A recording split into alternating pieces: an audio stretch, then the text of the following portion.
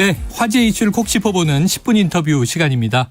자, 정부가 어제 첫 부동산 관계 장관회의를 열었고요. 임대차 시장 안정 방안과 분양가 상한제 개선안을 발표했습니다. 자, 이번 대책이 하반기 임대차 시장에 어떤 영향을 미치게 될지 이야기를 들어볼 텐데요. 자, 이원재 국토교통부 1차관이 연결돼 있습니다. 자, 차관님 나와 계시죠? 네, 안녕하세요. 네, 자, 어제 새 정부의 첫 부동산 대책 전세시장 안정 방안을 발표하셨는데요. 자, 먼저 네. 배경부터 짚어보죠. 현재 전세시장을 어떻게 진단하고 계십니까? 예, 최근에 수도권을 포함해서 이 전국의 주택 매매나 전월세 시장이 안정세를 보이고 있고, 네. 앞으로 이제 금리 상승 등으로 인해서 이런 추세가 이어질 것으로 예측은 하고 있습니다. 하지만 이제 금년 8월부터 임대차법 도입이 또 2년이 경과됨에 따라서 네. 계약갱신 청구권을 또 사용한 분들, 그분들이 임차인 경우에는 그동안에 전셋값이 많이 올라서 또 부담이 늘어날 수도 있고 이런 상황입니다. 네. 이에 따라서 우리 정부에서 이 선제적으로 전월세 시장을 좀 안정시켜 나가면서 임차인의 주거 안정을 위한 이번에 대책들을 마련하게 되었습니다. 네. 자, 말씀하신 대로 지금 이제 전세시장 대책안인데 이 핵심 내용을 좀 요약해 주신다면 어떤 걸까요? 예, 크게 한 3가지 정도로 말씀드릴 수 있겠는데요. 예, 첫 번째는 주택 거래나 임대와 관련된 규제 완화와 또 세제 지원 등을 통해서 이 전월세 공급 물량을 늘어나도록 하는 것입니다. 네. 예컨대 규제 지역에서 이 담보대출을 받거나 또 분양가 상한제가 적용되는 주택에 입주하는 경우에는 또 실거주해야 하는 의무가 있습니다. 네. 근데 이제 이를 좀 완화 또는 폐지해서 이 전월세 물량이 많이 나올 수 있도록 하고요. 네. 또 건설 임대 사업자에 대해서는 법인세 혜택과 같은 세제 지원을 확대해서 임대주택 건설이 많이 지어질 수 있도록 이렇게 하는 내용입니다. 네. 그리고 둘째로는 아까 말씀드린 계약갱신이 만료되는 임차인에 대해서 또 지원을 강화하는 내용으로요. 임대료를 자발적으로 5% 이내로 인상하는 임대인에 대해서는 1세대 1주택 양도세 비과세 하고 또 장기 보유 특별공제에 필요한 2년 거주 요건을 면제해서 이 계약갱신을 좀 저렴하게 유도하고요. 네네.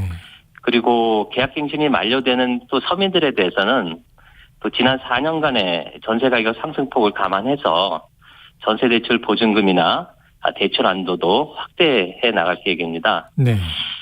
그리고 셋째로 일반 임차인에 대한 지원도 강화를 할 것인데요. 이 월세 세액 공제를 현재 최대 12%인데 이를 15%까지 높이고 네. 또 전세 및 월세 보증금 대출 원리금에 대한 상한액 소득 공제도 확대해 나가는 이런 내용들이 포함되어 있습니다. 네, 알겠습니다. 규제 완화, 공급 강화, 그리고 임대인, 임차인에 대한 지원이 다 있다. 자, 그런데 아까 이 배경에서는 잠깐 언급은 해주셨어요. 임대차법이 올해 8월이면 시행 2년이지 않습니까? 네. 임대차법은 이제 전세 시장을 이제 잡기 위한 거였는데 이번 대책에는 임대차법에 대한 구체적인 내용은 안 보인다. 이런 보도들이 많아서 임대차법 개선에 대한 계획은 있으신지 여쭤봅니다. 예. 임대차법이 2020년 8월부터 시행돼서 현재 2년간 시행이 됐는데요. 그 과정에서 인위적 가격 규제에 따라서 단기적으로 임대료가 많이 올랐다든지 또는 이중 가격 형성이라든지 또 임대차인 간의 분쟁이 나타나는 등 시장의 혼선을 초래하고 있어서 이 근본적인 개선이 필요하다고 생각을 하고 있습니다. 네. 그래서 앞으로 이 전문기관의 용역 등을 통해서 우리 임대차법이 시장에 미친 영향이나 또 국민들께 불편을 드린 사례 등을 좀 면밀히 좀 분석하고 이 법무부 등 관계부처와도 심도 있는 논의에 착수할 계획입니다. 그래서 앞으로 이 부분에 대해서는 사회적 공감대를 충분히 형성해 나가면서 이 합리적인 제도 개선 방안을 마련해 나갈 그럴 계획으로 있습니다. 네, 앞으로 마련해 나가시겠다. 자, 이 원희룡 국토부 장관이 취임하고서요. 첫 번째로 손봐야 할 제도 바로 이 분양가 네. 상한제를 꼽았었는데 이게 네. 개편이 됐습니다. 그 핵심 네. 내용은 뭔가요? 예, 그 분양가 상한제는 이 택지비하고 또 건축비 또 가산비용 등을 산출해서 이것을 기초로 해서 분양가를 정하는 그런 제도인데요. 네네. 예, 그동안에 그 재개발이나 재건축 같은 정비 사업의 경우에 이 조합원 이주비라든지 또 영업손실 보상비 등 이런 비용들은 필수적인 비용인데 네네. 이 분양가에 반영되지 못한 측면이 있고 네. 또 최근에 뭐 레미콘이나 철근 등 자재비가 많이 오르게 있는데 이런 부분들을 또 적기에 분양가에 반영하기 어렵다라는 좀 지적도 있었습니다. 그래서 이번에는 이런 부분들을 아주 합리적으로 개선해서 이 실제 사업에 소요된 비용을 분양가에 적정하게 반영해 줌으로써 이 주택 공급을 원활히 하고 또 이를 통해서 시장 안정을 도모하기 위한 내용입니다. 네. 자, 일각에서는 뭐 폐지를 예상했는데 좀 미약한 개편 아니냐 이런 얘기도 있긴 해요. 자, 이게 지금 네. 서울 둔촌주공 아파트 공사 중단 문제가 있어서 네. 이게 뭐 최대 규모 재건축 단지다 보니까 이번 네. 분양가 상한제 개편이 좀 실마리가 될 수 있을까 주목받던데 어떻게 보십니까? 네. 그래서 이번에 이 분양가 상한제 아까 뭐 폐지 문제를 말씀하셨는데요. 네네네. 이 분양가 상한제는 현재 그 시중 아파트 가격이 높은 현실에서 이 분양 가격을 합리적 가격에 공급하기 위한 제도입니다. 네. 이를 통해서 서민들에게는 안정적인 주택 마련 기회를 제공하는 측면에서 이걸 뭐 당장 폐지하기는 어렵다고 보고 있고요. 그리고 업계 등에서는 뭐 이번 제도 개선 등에 대해서 다소 아쉬움을 좀 느낄 수도 있겠지만 네. 저희가 보기에는 그동안에 제기되었던 이 불합리한 요인들을 제거해서 또 합리적이고 또 객관적으로 분양가를 산출하도록 하는데 아주 중점을 두었다는 말씀을 드립니다. 네. 이렇게 되면은 뭐 시장의 불확실성을 제거해서 공급 확대에 효과가 있을 것으로 이렇게 보고 있고요. 그리고 이번 제도가 개선이 되면 이 여러 가지 필수적인 사업 비용이 아마 이제 반영이 되기 때문에 뭐 분양가가 소폭 오를 것으로 예상이 됩니다만 이 전체 분양가 항목 중에서 이번에 추가로 반영하는 항목이 비중이 크지 않아서 뭐 분양가 상승은 좀 제한적일 것으로 보고 있습니다. 네. 그리고 아까 뭐 둔촌주공 말씀을 하셨는데요. 예. 이번에 그 분양가 상한제 개편 방안은 이제 둔촌주공에도 아마 적용이 될 것입니다. 네. 하지만 이제 둔촌주공은 이 조합하고 시공사 간에 여러 가지 쟁점이 얽혀 있는 사안이라는 점을 고려할 필요가 있고요. 이 둔촌주공 단지가 아시는 것처럼 뭐 공급 물량도 많고 또 청약 수요가 집중되는 지역이라서 저희 국토부도 이 상황을 좀 예의주시하고 있고 네. 또 이 부분이 좀 빨리 해결되어서 또 분양 물량이 많이 나올 수 있도록 네. 이렇게 되는 게 바람직하다. 이런 생각을 갖고 있습니다. 알겠습니다. 자, 분양 가격은 뭐 최대 한 4% 정도 오르지 않을까 하는 이제 추정들이 나오고 있는데 아까 네. 전체 부동산 가격 상승에는 큰 영향 주지 않을 것이다. 이렇게 말씀하셨어요. 예. 네, 한번 지켜보도록 하고요.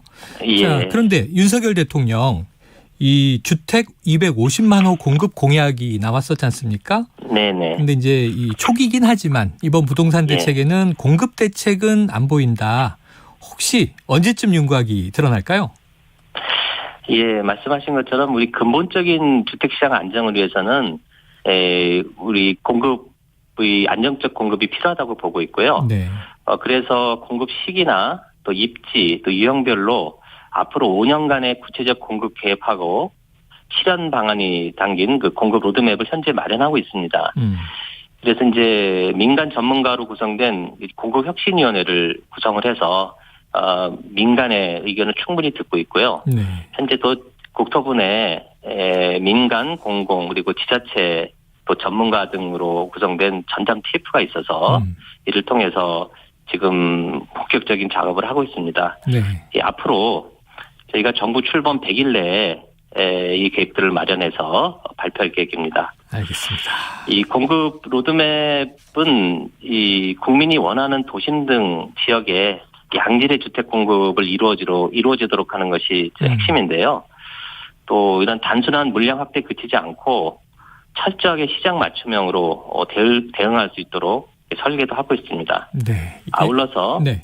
다양한 라이프 스타일이라든지 또 교육, 문화, 인프라 등 주거 환경까지 고려한 이 주택 공급 청사진을 만들어서 국민들께 발표하도록 하겠습니다. 네. 그러다 보니까 기대도 있고 이 지역에 대한 궁금증이 참 많은데 일단은 지금 도심이라고 말씀하셨으니까 서울도 포함이 되는 건가요? 예, 그렇습니다. 알겠습니다. 서울 지역도 포함이 된다. 자, 올해 들어서 생애 최초 부동산 매수자가 줄고 있다. 이런 보도를 봤습니다. 네. 그런데 이게 좀 고민이 LTV를 풀었잖아요. 80%까지. 네네. 그런데 또 금리가 오르다 보니까 대출을 많이 받으면 이제 이자 부담이 커진다. 그래서 또 많은 전문가들이 지금 영끌로 내 집 마련하면 위험하다. 이런 얘기들을 하고 있는데 이 청년층, 신혼부부, 무주택자들을 위한 대책 좀 실효성 있는 게 나올까요? 예. 저희도 그 청년층이 내 집 마련하고 또 건전한 중산층으로 성장을 지원해야 된다는 것이 저희도 주요한 과제로 네. 하고 있습니다. 그래서 그 기초자산이 부족한 청년층도 역세권 등 우수한 입지에 내 집 마련할 수 있도록 청년주택에 대해서는 가격도 공급 가격도 낮추고 또 청년 맞춤형 대출 상품도 마련해서 연내 사전 청약을 실시할 계획입니다. 네. 그리고 청약 제도도 청년층이 선호하는 중소형 주택의 추천제를 도입하는 등을 네. 통해서 내 집 마련 기회를 좀 넓히고요. 또 이외에도 청년 임대주택이라든지 또 전월세 지원도 늘리는 방안 등 이 여러 가지 요인들을 종합적으로 고려해서 저희가 지금 청년 주거 지원 방안을 만들고 있는데요. 네. 8월에서 9월 중에 발표하고 또 사전 청약도 실시해서 조기에 공급될 수 있도록 이렇게 할 계획입니다. 네, 알겠습니다. 지금 민간 이야기를 주로 경청하고 계시다니까 실효성 있는 좋은 대책이 여름 지나서 나오기를 기대해 보겠습니다. 차관님 오늘 말씀 여기까지 듣죠. 고맙습니다. 네, 감사합니다. 예, 지금까지 이원재 국토교통부 1차관이었습니다.